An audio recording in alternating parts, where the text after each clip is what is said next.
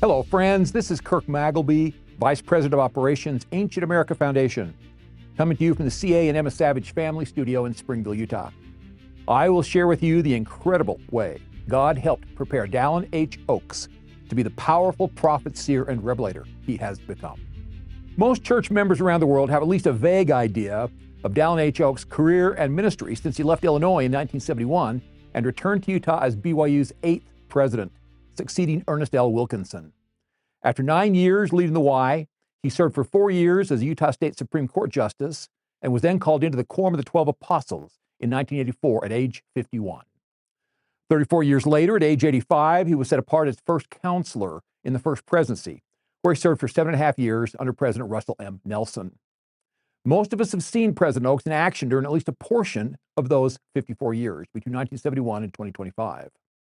What most Latter-day Saints do not realize is just how amazingly and thoroughly God prepared Dallin H. Oaks in the first 39 years of his life.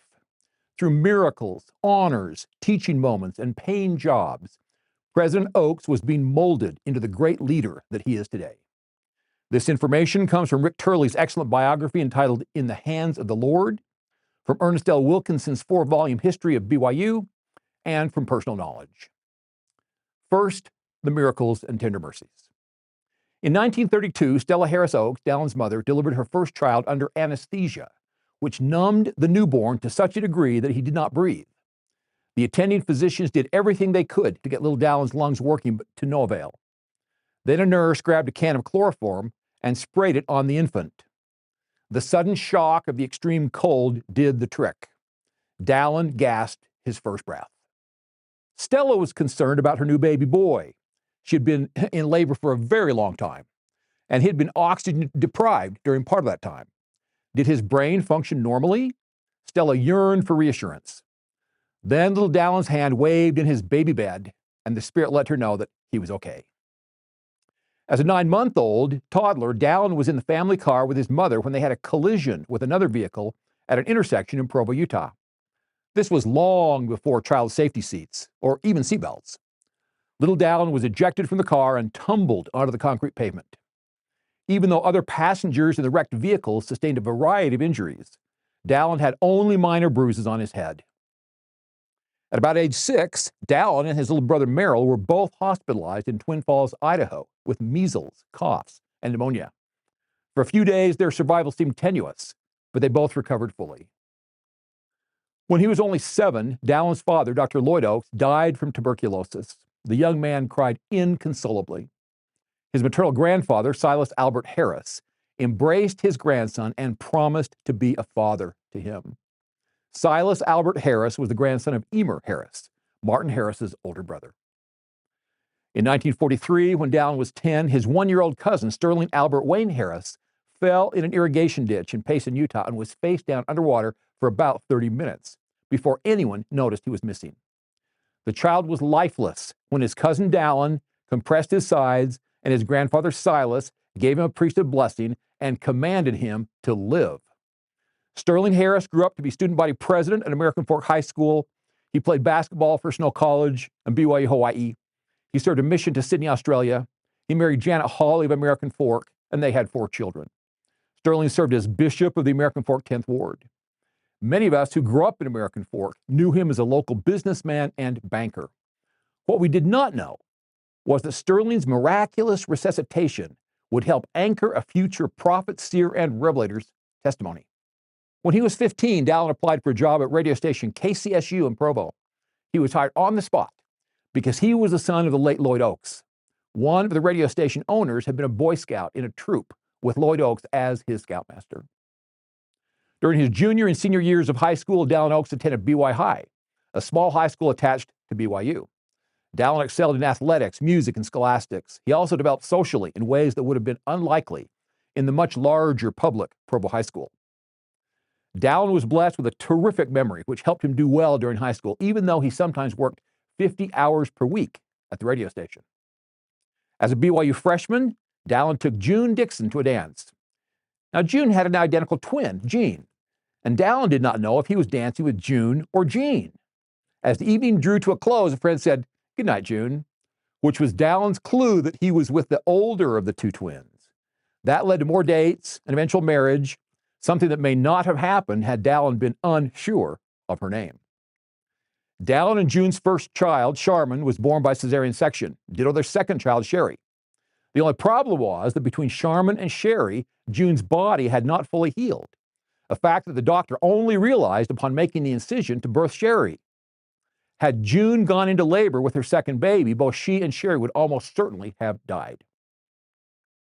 During high school and college, Dallin worked on Sundays at a radio station. As he left to attend law school at the University of Chicago, he was reminded that his father, Lloyd Oakes, had never studied on Sunday while attending medical school. Dallin decided to test the Lord and see if he got more done in 6 days with divine help than he could have accomplished in 7 days on his own. The answer was yes. Dallin H.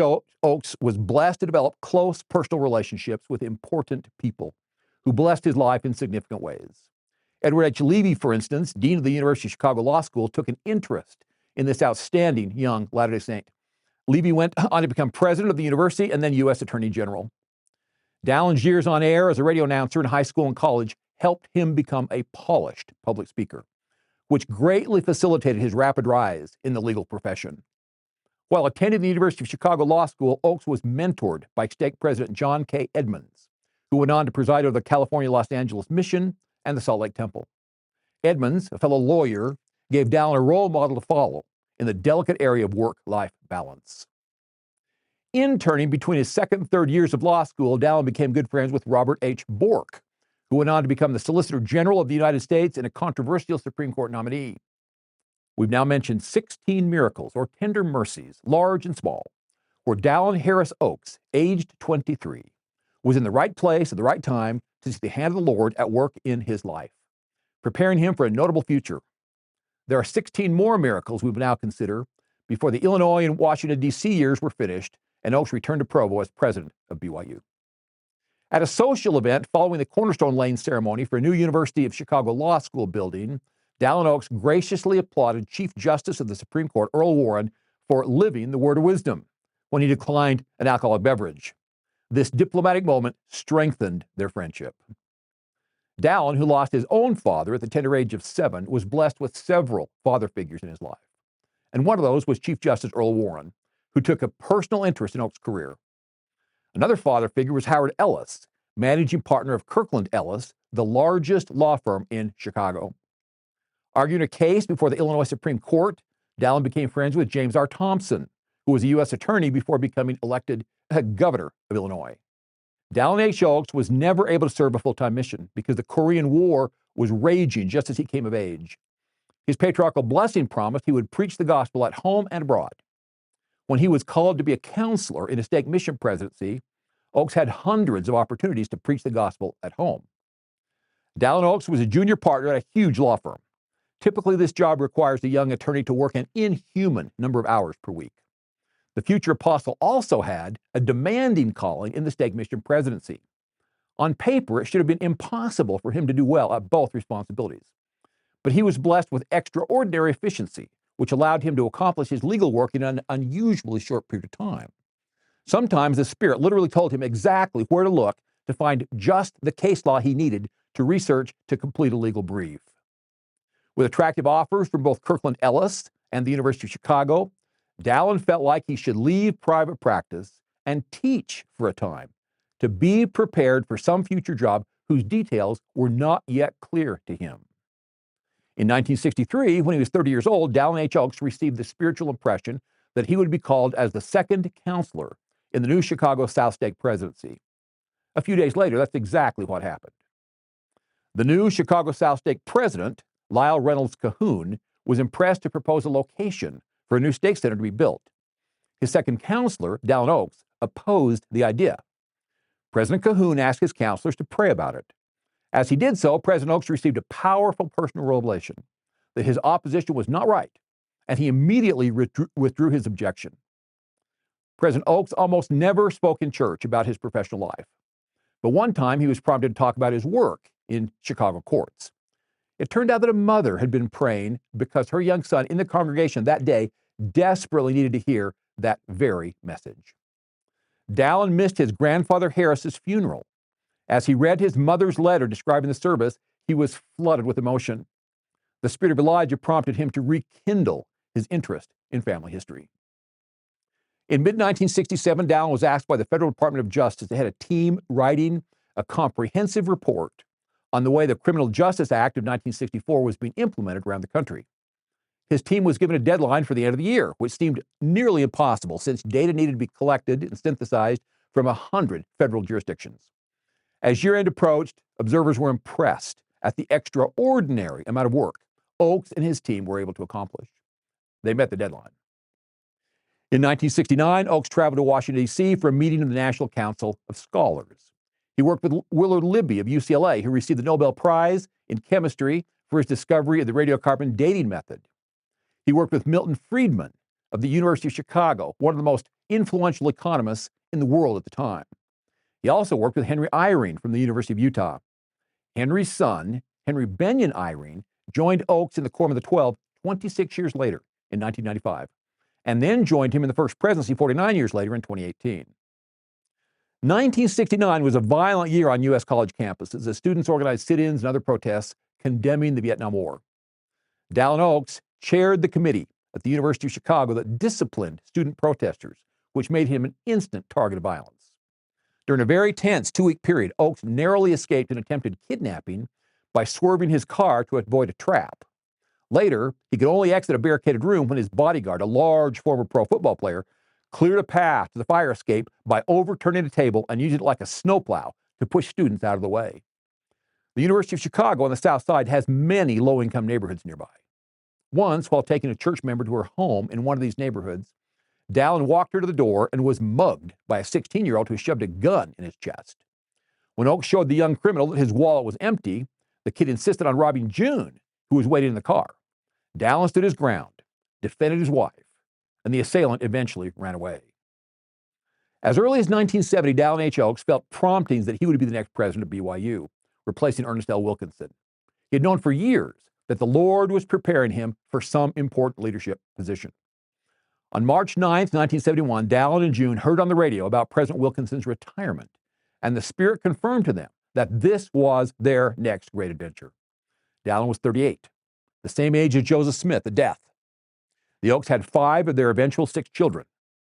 The official call to lead BYU came from Harold B. Lee on March 27, 1971. So there you have it. No fewer than 32 times in Dallin Oakes' life, the Lord orchestrated miracles and tender mercies, so this great leader would be prepared for what was to come. I'm reminded of 1 Samuel 17:37, where David recounted his experience killing a lion and a bear, which prepared him for more epic encounters. The Lord clearly had his eye on Dallin Harris Oakes, but what did President Oakes himself do in those 38 years to prepare for greatness? How did he develop his talents? Dallin Oakes earned an almost unbelievable 44 honors and awards, distinguishing himself by intelligence and hard work as one of the noble and great ones, Abraham 3:22-23. At age 15, he earned his first-class radio operator's license from the Federal Communication Commission. In high school, he was elected president of the senior class. He finished in the top 3% of his BYU graduating class and became a member of Phi Kappa Phi. Dallin joined the National Guard in college. He finished number 1 in his class at Field Artillery School, Fort Sill, Oklahoma. He was awarded a 3-year full tuition scholarship to the University of Chicago Law School.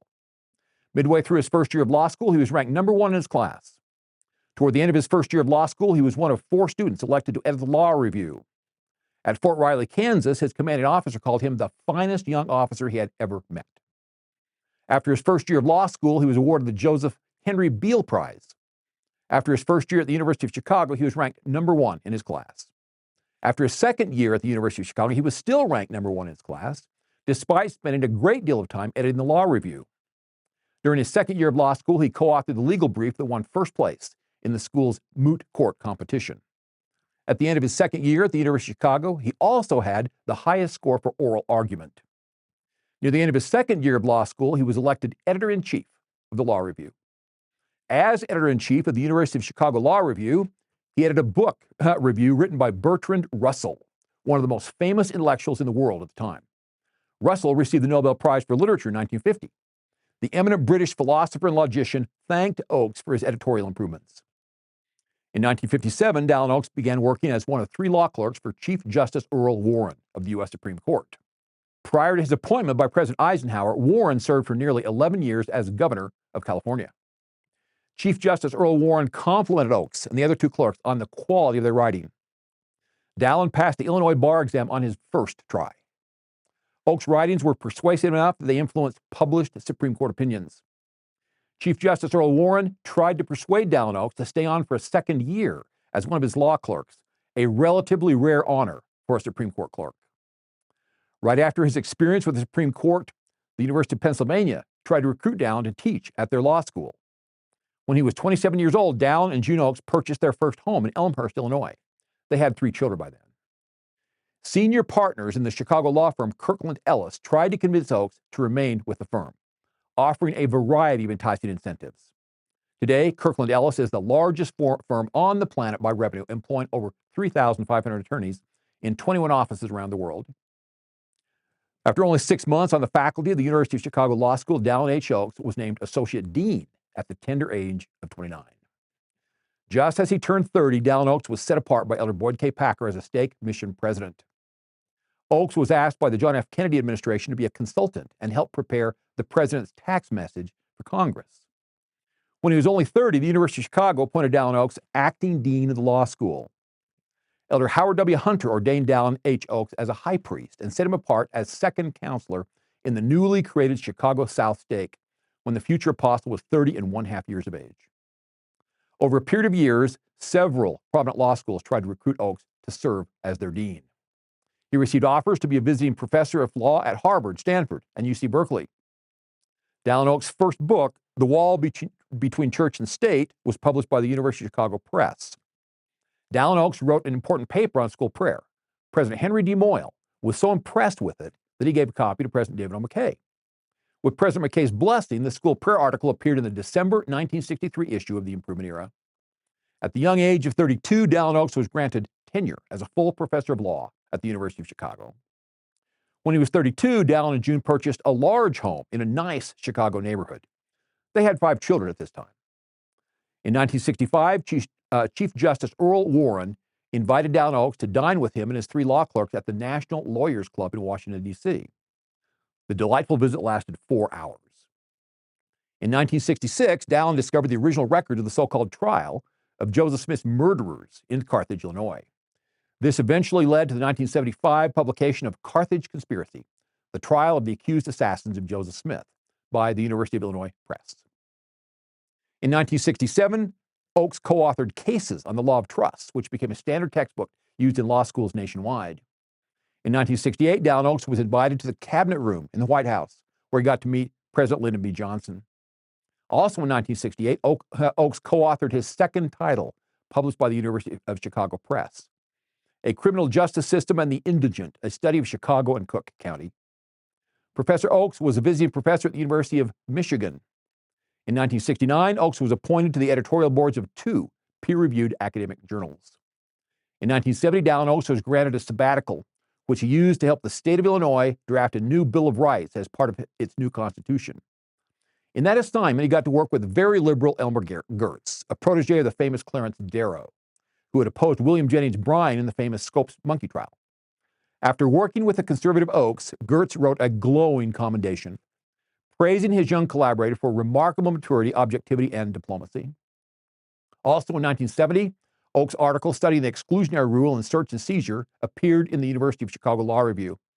It became the second most cited article that law review had ever published, and a landmark that influenced even the U.S. Supreme Court. What do you call a man who, by his own hard work and by the miraculous blessings of heaven, achieved considerable stature in the world at the young age of 38, but realized he was being prepared for something even more momentous? Jesus Christ used the term noble and great ones, and then said, "These I will make my rulers." Abraham 3:22-23. In the 94th year of your life, President Oakes, we, the saints of the Holy One of Israel, 2 Nephi 9:18, are honored to follow your leadership.